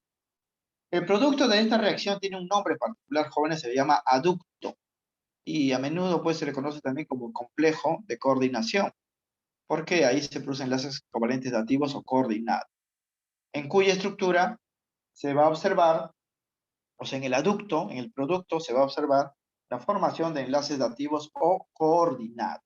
Esos enlaces que se representan así, con esta flechita. Con esta flechita. Por ejemplo, por reacción entre el borano, que así se llama este compuesto BH3, y el amoníaco, se forma el siguiente aducto. O sea, la reacción es así. borano más amoníaco, se forma el H3B NH3. Este es el producto, este es el aducto. Si yo quiero saber quién de estas dos especies es el ácido o es la base, debo hacer, jóvenes, la estructura Lewis de este producto. Ver si hay enlace dativo y si hay enlace dativo, quién pues es el que está aportando y quién está recibiendo los electrones. El que recibe es el ácido, el que aporta es la base. Entonces, tendría que hacer la estructura y eso lo vamos a hacer a continuación. Entonces, para identificar al ácido y la base, se debe establecer las estructuras Lewis de las sustancias involucradas, ¿no? O sea, de los reactantes y el producto. El BH3 tiene esta estructura, jóvenes, acá. Porque el boro, grupo 3A, forma 3 enlaces acá. La estructura del amoníaco es así, NH3. El amoníaco grupo 5A, 1, 2, 3, 4, 5, acá están los enlaces. Y cuando ellos se enlazan, jóvenes, el aducto va a tener esta forma. Este es el H3B-NH3, ¿no? O sea, en la reacción es esta sustancia. Este es el producto, el de acá. Fíjense acá, este es el producto que estamos analizando. H3BNH3, ¿no? Hemos hecho su estructura Lewis. Y observamos, jóvenes, que en efecto se ha formado un enlace dativo. ¿Por qué se ha formado un enlace dativo? Eso ya tiene que ver, jóvenes, con la teoría del enlace, porque miren, el boro tiene 3 enlaces, solamente tiene 6 electrones de valencia.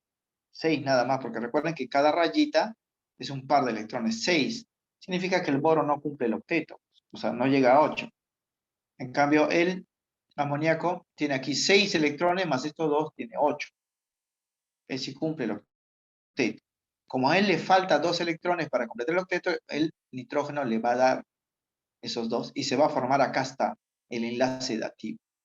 Se forma el enlace dativo, ¿no? Para que todos tengan 8. Él va a tener 8, él también va a tener 8, ambos son estables. Entonces, una vez vista la estructura, ya puedo identificar pues quién es el ácido, quién es la base. Aquí veo la flecha. El que dona, que es el NH3, es la base. El que acepta, que es el BH3, es el ácido. Entonces, él vendría a ser el ácido, él vendría a ser la base. Esa es la identificación. ¿Qué es esto acá? Este se llama aducto. Esto no es ácido ni base, ¿eh? Solamente me sirve para ver, identificar pues el enlace activo y identificar con ello al ácido la base. Es un aducto. Entonces, como ven aquí, ya no se analiza pues si el protón se mueve, ¿no? O sea, si uno pierde, si el otro gana, o si hay iones hidrógeno, iones OH, o si se da en medio acuoso, no. Solamente se analiza la estructura de los productos de la reacción de dos sustancias. Entonces, en la teoría de Lewis se demuestra pues que el amoníaco es una base, porque esto ya se conocía de la teoría de Bronsted y Lowry, ¿no? El amoníaco es una base, pero acá también se demuestra.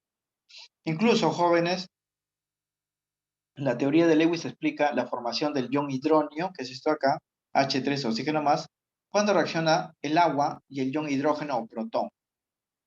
El agua, jóvenes, tiene la particularidad de aceptar un protón porque el agua se comporta como base, aunque también tiene propiedad de liberar un protón porque se transforma, se comporta como ácido, ¿no? El agua es un anfótero.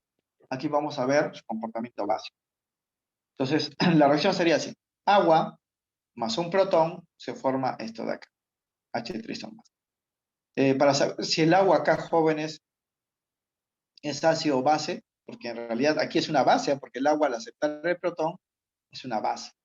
Pero vamos a demostrar en la teoría de Lewis que realmente es una base, ¿no? Entonces tendría que hacer la estructura para las especies involucradas. El agua ya sabemos que es así, ¿no? Tiene 2 enlaces de hidrógeno, 2 pares libres, porque está en el grupo 6A, ¿no? 2, 4, 5, 6. Acá había 6 puntitos, ahí se unieron los hidrógenos. Bueno, esto acá no tiene pues electrones, ¿no? Porque el hidrógeno, si ustedes recuerdan, es un solo puntito, pero como aquí es más uno, significa que perdió ese electrón, quedó así. Ahora, este hidrógeno, para que sea estable, porque así no lo es, porque ha perdido su protón, debe tener 2 electrones. Entonces, al unirse al agua, se va a situar o bien en este lugar o bien en este lugar, ¿no? Va a encajar ahí para tener sus 2 electrones y volverse pues estable. Pero al encajar en cualquiera de estas posiciones, él no está aportando nada. El que está dando los electrones es el agua. O sea, el producto, que es esto de acá, tiene esta estructura Lewis. este hidrógeno se ha unido a esta posición mediante un enlace. Pero ese enlace no es normal porque el hidrógeno no está aportando nada. El que está aportando los electrones es el oxígeno. Por eso este es un enlace dativo. Este es un enlace dativo. Ahora, el que aporta es el agua. Él es la base, de acuerdo con la teoría de Lewis. El que recibe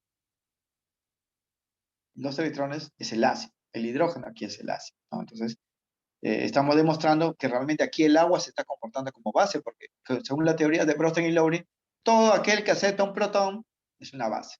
Y aquí lo estamos demostrando, porque el agua, al darle los electrones, se comporta como base, y el hidrógeno, al recibir los electrones, se comporta como ácido. Esto de acá, jóvenes, es el aducto, el producto, nada más, para analizar. Y es así. Entonces, recuerden, jóvenes, que hay tres definiciones de ácido y base en cada teoría. En la teoría de Arrhenius, el ácido es aquella sustancia que cuando se disuelve en agua libera iones hidrógeno. La base es aquella sustancia que cuando se disuelve en agua libera iones OH. Definición de Arrhenius. Definición de Bronsted y Lowry. El ácido es aquella sustancia que en una reacción química actúa como donador, ¿no? O sea, dona, libera, pierde hidrógeno. Mientras que la base es aquella sustancia que recibe, gana protón. En la teoría de Lewis, las definiciones son así. El ácido es aquella sustancia que acepta electrones cuando se forma un enlace dativo. Por eso acá, miren, este boro está aceptando el electrón, por eso es un ácido. Mientras que la base es aquella sustancia que cede o dona electrones cuando se forma un enlace dativo. Aquí el NH3 es la base, ¿por qué? Porque le está donando. Igualito acá, ¿no? El agua es la base, ¿por qué? Porque es que está donando los electrones. Y el hidrógeno es el ácido porque está recibiendo. Esas definiciones no hay que olvidarse, muchachos, ¿no? Bien, en estas reacciones entonces se observa que la especie ácida, ¿no? Los ácidos, como el caso del borano y el hidrógeno, siempre tienen necesidad de electrones, por eso reciben los electrones, ¿no? Él no cumplía el octeto, le falta dos, entonces él le va a dar los dos. Él recibe el electrón, es un ácido. Él no tiene electrones, para volverse neutro, debe pues recibir dos y el agua se lo va a dar. Siempre el ácido, jóvenes, tiene necesidad de electrones para incrementar su estabilidad. Por lo que a los ácidos se le considera electrofílicos. A los ácidos le van a llamar electrofílicos. Fílicos viene de filos, de amor, ¿no? Entonces, o de gusto, ¿no? Significa que los ácidos tienen atracción hacia los electrones, o sea, tienden a ganar electrones, ¿no? Porque tienen necesidad, pues, de ganar electrones. Mientras que las bases, como en este caso el agua y el amoníaco, ¿no? Notan, pues, que al tener pares libres, miren, tienen pares libres, tienen, pues, la posibilidad de donar, ¿no? De donarlos a otros átomos para que completen pues sus necesidades de electrones, ¿no? Mientras que las bases poseen la necesidad entonces de aportar electrones.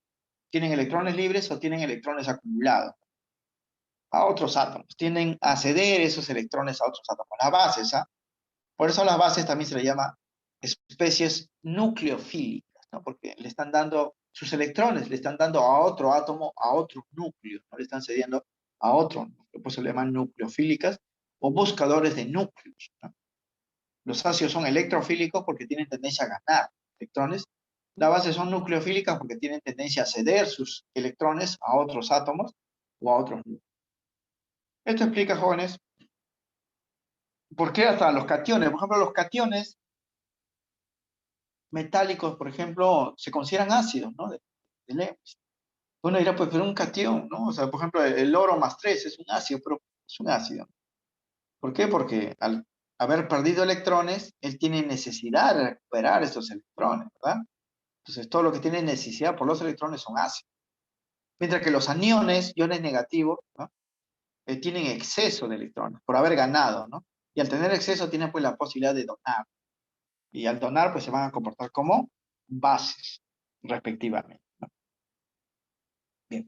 Eso en cuanto, jóvenes, al reconocimiento de los ácidos y bases. Ya sabemos reconocer por propiedades, por colores, ¿no? Utilizando los indicadores y por las teorías, ¿no?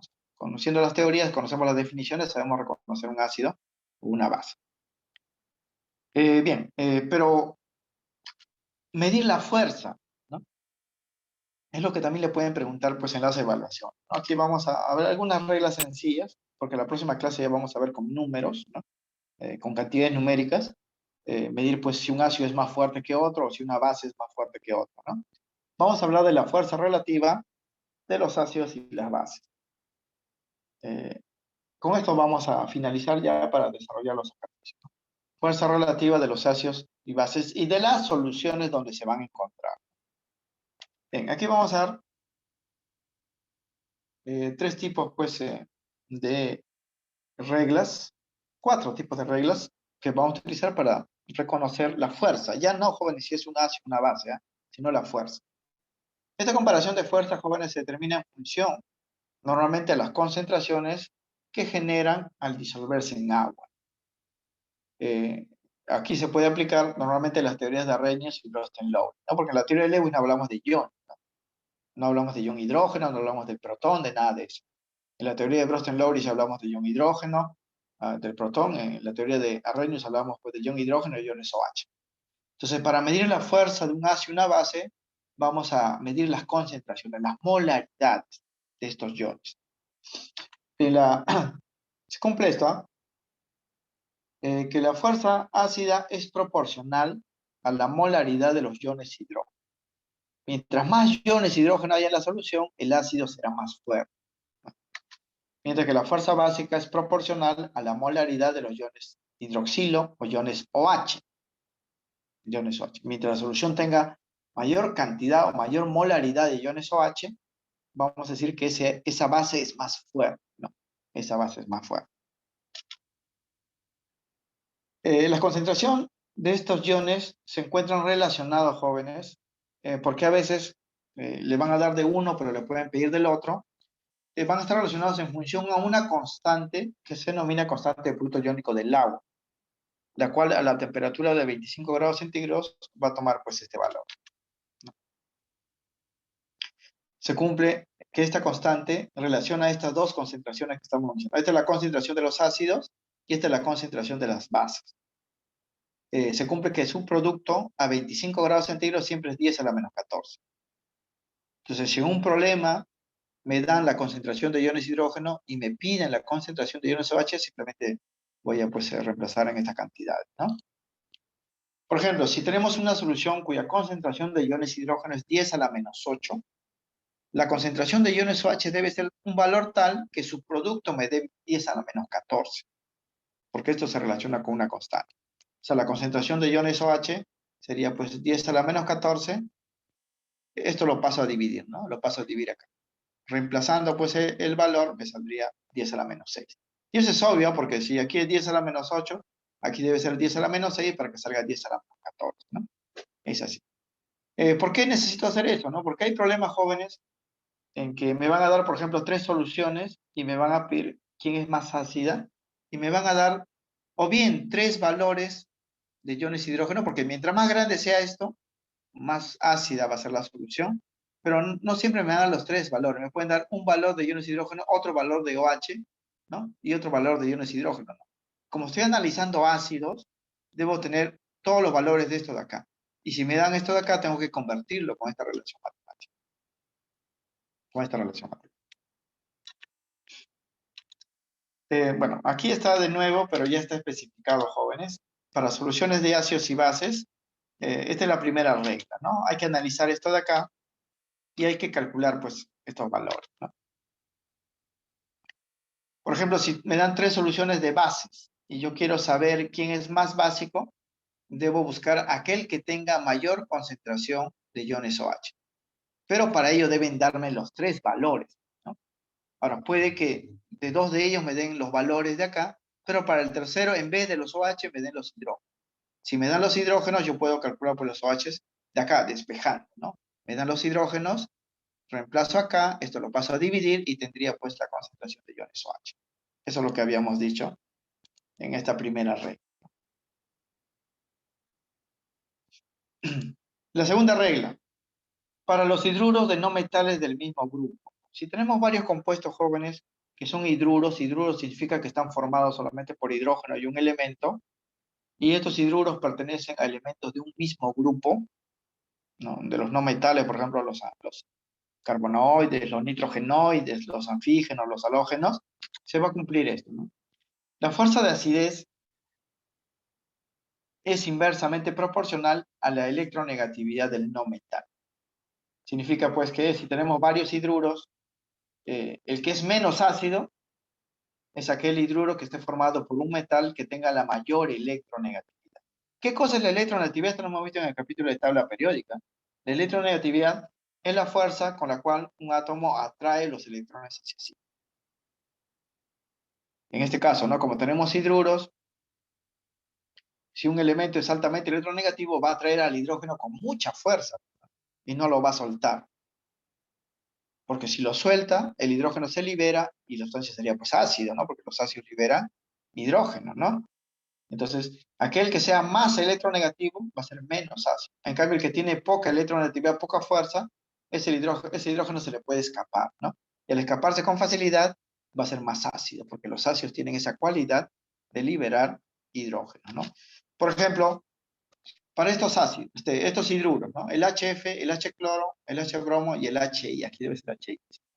Escapó el H. De estos 4 hidruros, de los halógenos, ¿no? Bueno, los halógenos son elementos no metálicos del grupo 7A, pues flúor, cloro, bromo, yodo. Se cumplen, jóvenes, que la fuerza de acidez tiene este orden. El H-flúor es el que es menos ácido. ¿Por qué? Porque el flúor es el más electronegativo de todos los elementos, ¿no?